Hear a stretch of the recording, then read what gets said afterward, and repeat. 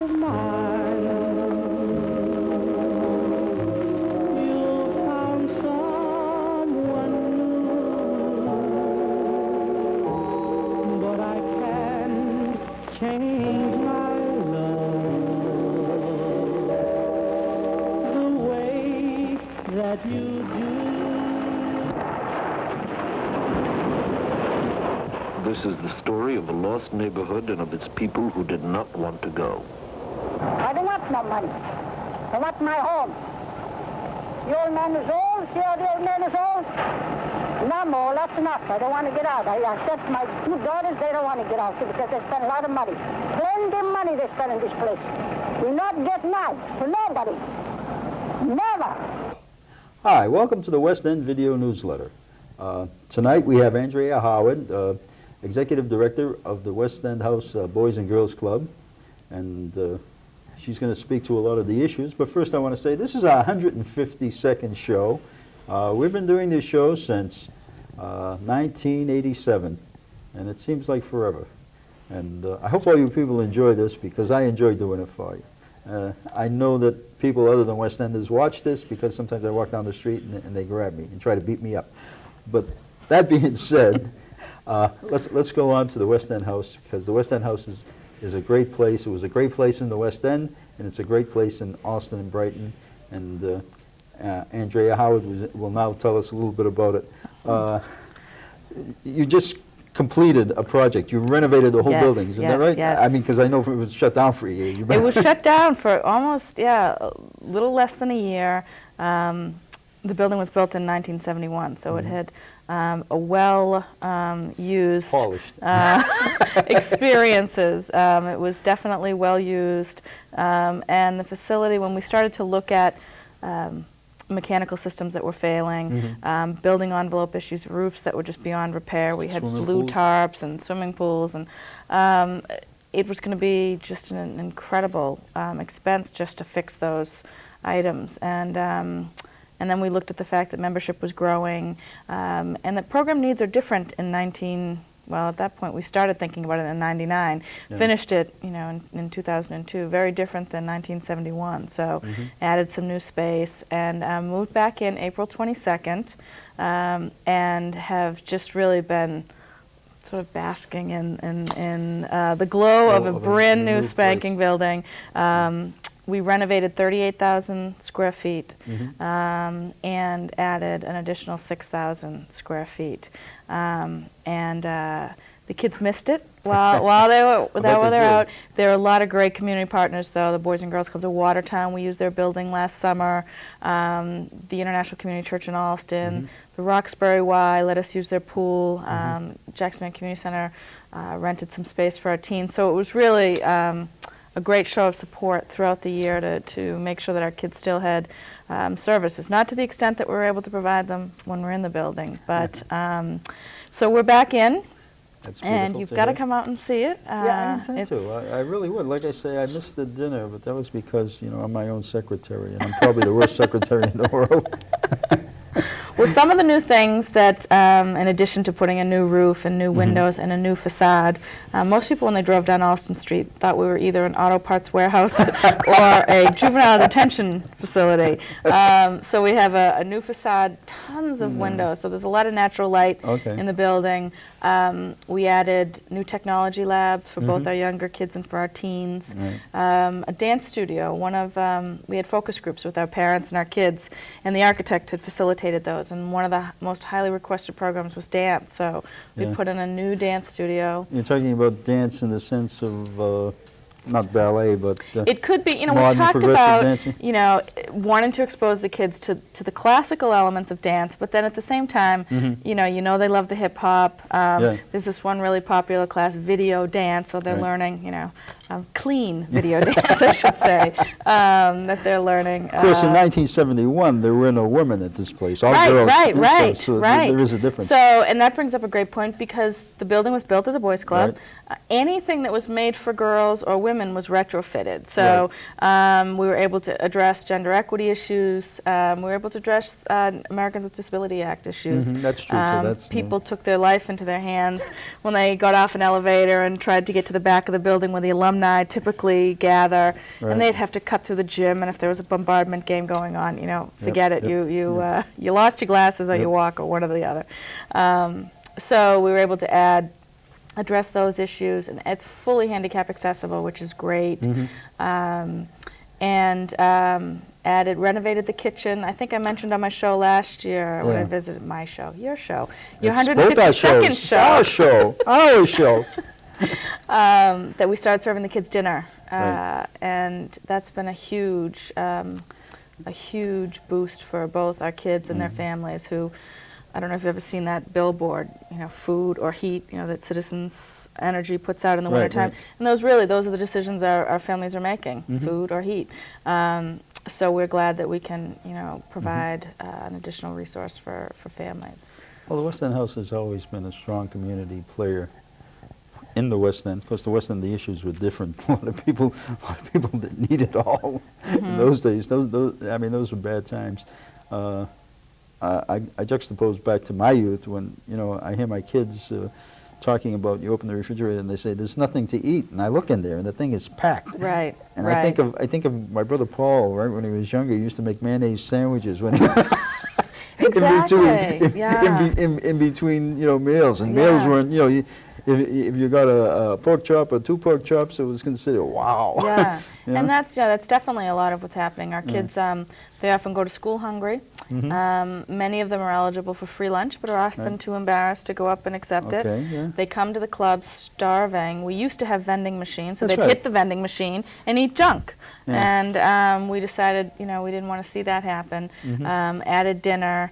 We actually didn't bring the vending machines back in. That was the staff voted unanimously that they just wanted healthy snacks in Okay. the building for the kids. So now we provide a snack after school and then a hot dinner right around 6 o'clock. And it's been great. We do that in partnership with the Greater Boston Food Bank, who provide some tremendous resources to make that happen for us, because we wouldn't be able to.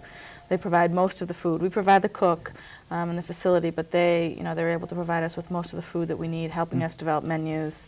And it's really been great. And then in the summer, we'll go to breakfast, lunch, snack, and dinner. That's so, right. Oh, okay, summer you're going to be opening earlier. Yeah, we do a full day program for our younger kids, and we're adding a new program this summer for our teens in the evening. Typically, we've moved from a 1:30 to 8:30 during the school year to an 8:30 to 5:30 during the summer. But most of our teens, we either help them secure jobs or they're able to get them to the Boston Summer Youth Fund. So most of them working during the day, they get off work around 3 or 4 o'clock, and there's no place for them to go. So we're going to stay open exclusively for teens till about 9 or 9:30 in the evening, which is great. There are some Boys and Girls Clubs that have caught on to that need a lot earlier. That hasn't been true in the past, right? In the summertime, you've closed down? In the summertime, we're always open for just the daytime. That's right. We've That's never been right. open That's for the right, evening. yeah. Yeah, so this is new. Because I remember in the West End, I believe that's the way it was. Matter of fact, the Peabody House was the same way, because they figured they had summer camp and everything Right. going on, so they didn't really. Well, summer camp's a huge expense. I mean, there's Yeah. really tremendous amount of staff resources. We actually, I can say this because I know he represents this district, Congressman Capuano, was able to secure a $500,000 to help us with the program expansion when we reopened. Oh, is that right? I And didn't one know of that. those programs includes this extended hours for teens in the summertime, because teens, when they get out of work, they're not going home, you know, No. so they're going to hang out on the street, they're going to hang out in the parks, stuff's going to happen, and you know, we're now dealing with intervention rather than prevention. So And while we're talking about politicians, let's not forget Brian Honan. Brian Honan, that's right, running for district attorney. Running for district attorney. He's a great city councilor. Yeah. So even if he doesn't make it as district attorney, Right, we'll right. still have a great city councilor. Yeah, we've Okay, got but Brian. I hope he reaches his aspirations. Yeah. But for us, it's a win-win situation. anyway. Right. Brian's been great. He grew up at the club. His brother Kevin, That's who's our right, state state representative, rep, grew up right. at the club. Another great guy. So, yeah, I mean, we really, and I think it's great to be able to point to people like Kevin and Brian and say, this is what, you know, they started when they were young and stayed with us till, you know, they were 18, and then have always stayed involved. And this is the result of, you know, all the good work that happens at the West End House. People like Kevin and Brian, and lots of other folks that aren't as publicly visible as Kevin and Brian. And they always point to their Yeah. childhood growing They up. never and- forget where they yeah, came and from. Whenever they talk, you know, Yeah. that they say that's one of the things that shaped them, the basketball, the whatever, the sportsmanship, and it brought them up as, it rounded them out and made them whole people. Yeah, exactly. Whereas if you stay on the street, sometimes your mind gets skewed. Yeah. Yeah. Now, and Kevin and Brian came from I don't think that he came with two-parent families. It's not, it's not a common occurrence these days. So Right. I don't know that their parents would have let them go the other way. But you're right. We helped round it out the experience. And Well, when you get in the street, sometimes even if you have two-parent family, because I've seen it happen before. Kids get in the street, and when they're with their peers, okay, when you're in the West End house, it's different because, the peer group can only go so far. They're only allowed to go so far. Right, right. You know what I mean? But when you're in the streets, Exactly. sometimes, I mean, you look at those two kids up in Vermont that, went whoopee. I mean, they came from great families. Yeah, you're right, you're right. I mean, so, you get on the street and people come up with crazy ideas. It can happen. But peer that won't happen pressure. in the West End house. No, absolutely not. The peer pressure is positive. Right. It's overwhelming at times. That's right. We don't even let you think about doing anything wrong. But no, it is the influence of peer pressure is Right. Enormous at that age. Enormous. At that age. Right. And it can either shape and develop or literally shatter That's lives. right. Exactly. So we're talking about summer, right? So summer, Summer, we're extended hours, sorry. Okay. And we've got the summer camp that's up in Maine That's that Bill Margolin runs. He's getting ready to leave in a week. I should call him. Yeah. I haven't talked to him for a while. I should call him. But He's very he loves camp, Oh, he does, yeah. We hate to, we won't see him all summer. That's right. sad for us That's right. around the West End house. Yeah. But they're on target for a full session, and they're Bill's able to provide so many of our kids in Alston Brighton with scholarships. I just had That's right. two little kids in my office the other day, all worried about, well, how much was it going to cost? They really want to go. How much is it going to cost? He's like, don't worry about the money. Just have your mother fill out the form. Don't worry about the money. Yeah. And it's true. He doesn't. Bill's they a don't great have to guy. worry. Oh, Bill's the Great guy. best. He runs a great camp. Bill's the best. Okay. Yeah. And the camp is always has been, and especially under him, has been a great place to go. Yeah. It's a small little place on a small little lake in Maine that you go up there. It's so quiet and serene and peaceful. For the kids, it's probably not because they're always running around doing things. Right. But for us older people that do go up there, like on Alumni Week and Right, everything, exactly. it's a really beautiful I place. actually went at the tail end of Alumni Week a couple of years ago. I had to announce my arrival 30 minutes before. Woman coming on the property. But that was my first visit, and it is beautiful. Well, Alumni Week, the beauty of Alumni Week, everybody goes up there and does things that they couldn't do when they were kids. Exactly. So, you don't have any regimen. You can walk out, Right. or like we drive over to Portland, or we drive up to LL Bean or somewhere, and And I think it's fun for Bill, too, because, the real pressure of making sure 250 kids are safe, for 8 weeks is gone. I'm sure he's got to worry about some of the guys during Alumni Week. Well, some of the. I remember once he got scared. I forgot his name. A former West Ender who was a career officer in the Air Force. When he got out, he became a state trooper in Maine, and he called me up one time. We were talking. He wanted to get on the list, and I said, the West End house came. He goes, oh yeah, that's right, it's still up there. I said, they're still doing it, yeah. Yeah, it's the He longest shows running up. camp. He shows up In his on a uniform. motorcycle. Oh, I can see Bill. He probably was like white as a sheet. Yeah, but he was a great guy. He had a great time, right? Stood around. We all, everybody talks, and of course, a lot of the people that used to go up are gone. They're slowly dying off. Most of us are dinosaurs. We're getting to the point where there's not a lot of us left. I mean, hopefully we all get 20 or 30 years left, but realistically, a lot of us are going by the boards. It seems like every year there's more and more funerals.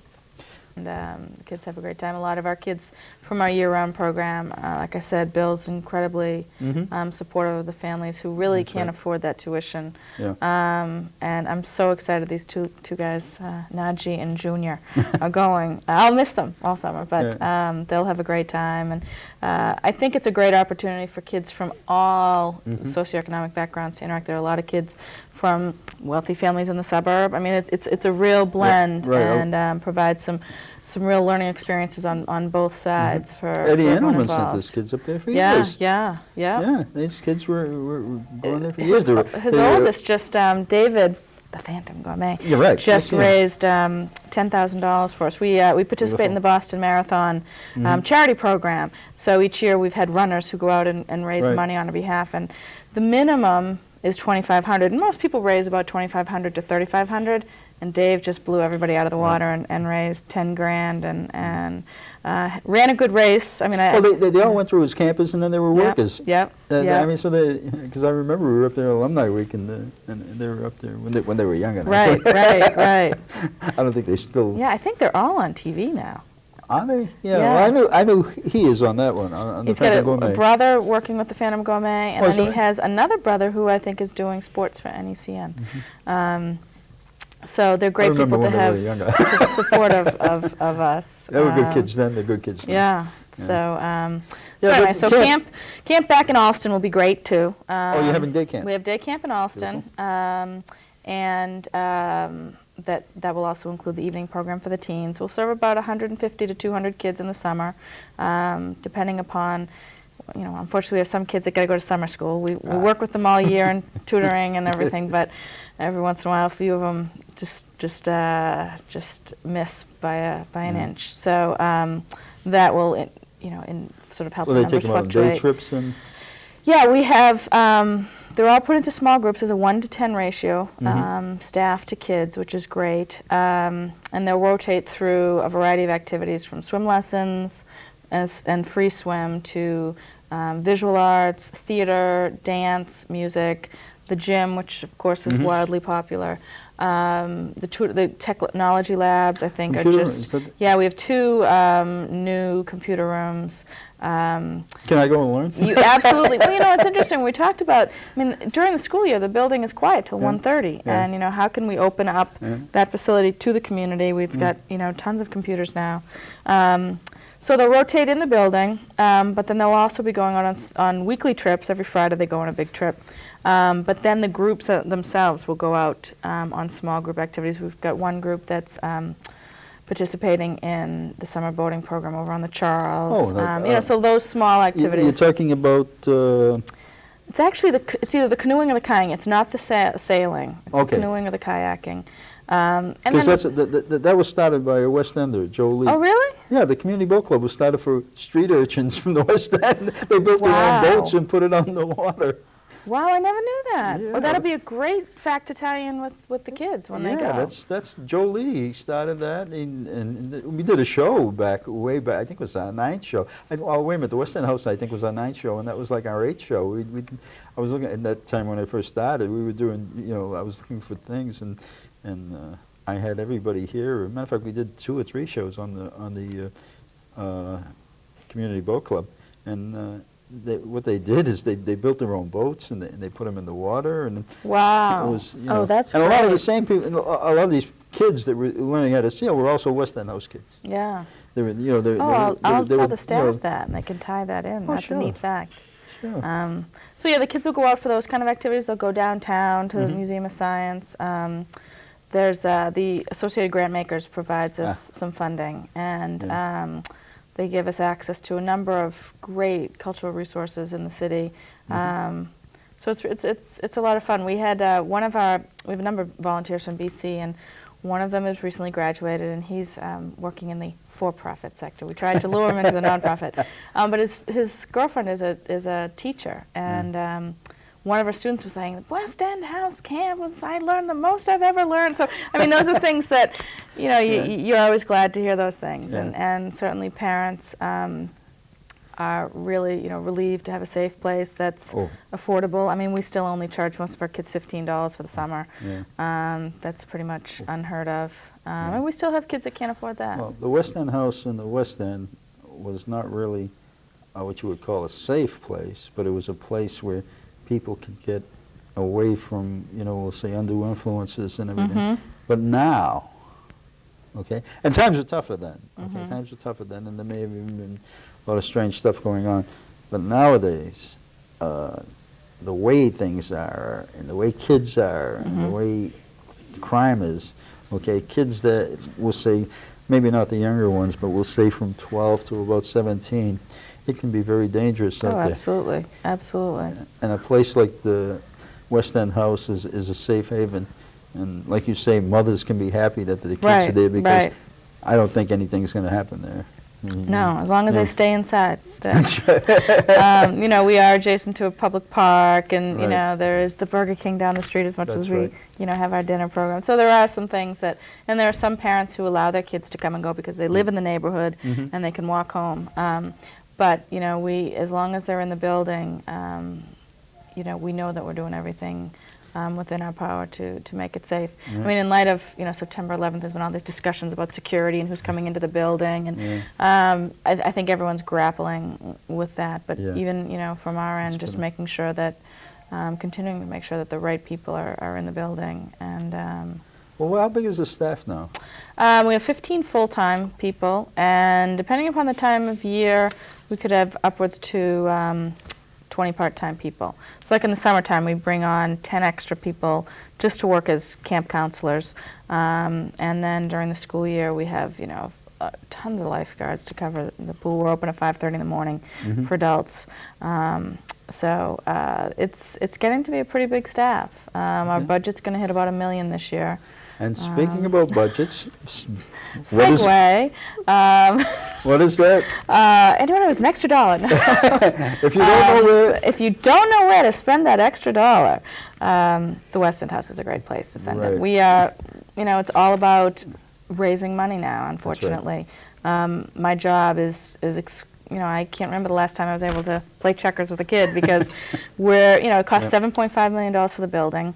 Right. We set our campaign goal at $10 million because we wanted to do the balance for endowment. We got a great gift from an anonymous foundation in Boston for $750,000 for the endowment that we need to match over the next couple of years. So that's where those extra dollars that no one knows where to send them can go. and it is a great place. It does great work. If you have dollars that you decide that you want to work, you think will work and help kids, okay, this is a perfect place to put it. I don't want to sound like a telethon. Right. Sorry, that was a shameless plug I just put in there, but. but it is. I mean, look at, they need the money.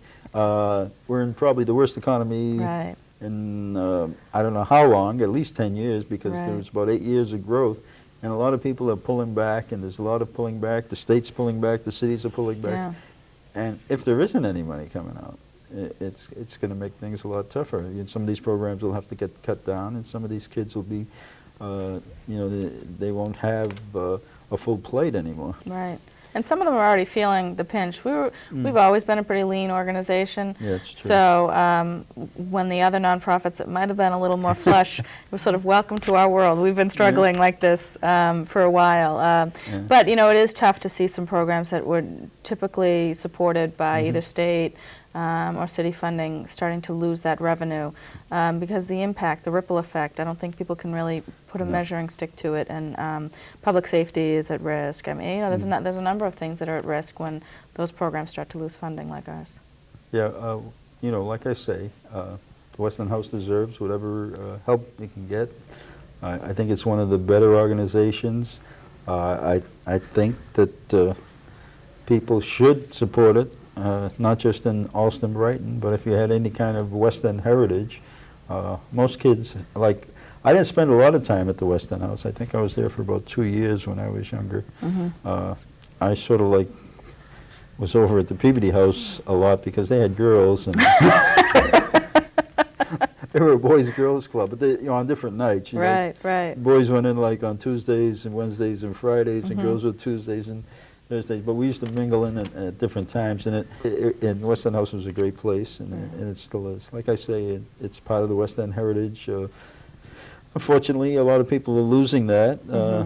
We're trying to put together, you know, like in the West Ender, a lot of the people that read the West Ender, we send it out to the Bostonian Society and a lot of historical societies. They view it because we do a lot of nostalgia as a record of what has happened, and you know the West End's gone, so that's about the only thing that will keep the history of it going. And the West End House, always goes back to its roots and Yeah, always we've talks been- about its roots. We've been trying hard to Yeah. also connect families, maybe sons and daughters of original West Enders that might have lost touch with, Right. you know, the spirit of the house, as we call it, that That's their right. father really embraced. And it's been fun helping people reconnect That's right. with something that meant so much to their father, or grandfather, or uncle, or right. you know. So Well, there's a lot of people you talk to, and it's when they talk about those days, they talk about, you know, the days they were up in camp and getting scholarships.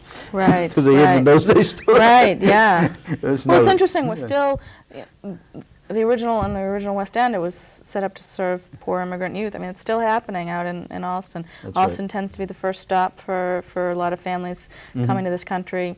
Most of our kids, you know, are first generation, if not, you know, originally born in their homeland.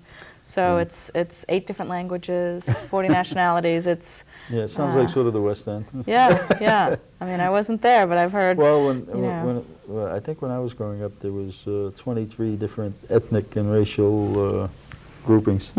So there was like sort of this whole melting pot, and a lot of times, you know, after people would move out, but you always kept a certain amount of, like up until about 1910, it was largely Irish, then it became largely Jewish, and then it became largely Italian. But every time it went through its metamorphosis, so many of the people would stay there. Let's stay, right. So you ended up with, in 1958, you had this hodgepodge of just about everything. And Right. it was really good. Well, we're coming to the end of the show, and I guess maybe we got off track a couple of times. But I still want to say, As the kids say, it's all good. remember the West End House, and if you possibly can, donate some money to the West End House and send them a little money. They're a good organization and they deserve it. Anything you'd like to say to wrap No, this I up? just thanks for having me out, and congratulations on your 152nd show. Oh, 152nd show. I should have said that at the 150th Yeah. show. It would have sounded a little We'd better. have had a little but- celebration. In fact, the West End House is coming close to the Yes, anniversary. 2006. We will have 2006. our 100th anniversary, and believe me, we've already started thinking about it, and we are going to Yeah, celebrate. I can imagine. I went to the, what was it, 25 years ago, or 20 years ago, they had, I think it was the 80th, and that was a good time. We had Leonard Nimoy up there, and Yeah, it was a lot of fun. yeah, the was a good 100th will time. be, Even better, I hope. yeah, yeah. But it is, as you say, there are a lot of people that have passed on, so that will be sad too. Well, yeah, this, unfortunately. But hopefully we'll have connected with, like Yeah. we've been trying to do, connect with families and And the children heritage, you know, and if grandchildren. you can look back and see where you came from, and if you thought that the West End House helped you in any way, I mean, it's a great opportunity to give them some Yeah. money. I mean, you know, I don't mean to sound callous about it, but that's, you know, you guys could use it. Yeah, I mean, we only charge our kids $15, so to do the work we do, That's right. we rely on generous people. That some are alumni, some are so just people who really care about kids, and it all helps. You know, I've heard have people say, "I'm sorry, I can only give you." Sorry, I mean, It all helps. it all helps. There's It don't hurt. no gift too large or too small. That's so. right. Well, I guess that's about it, and we'll see you at the next West End Video Newsletter.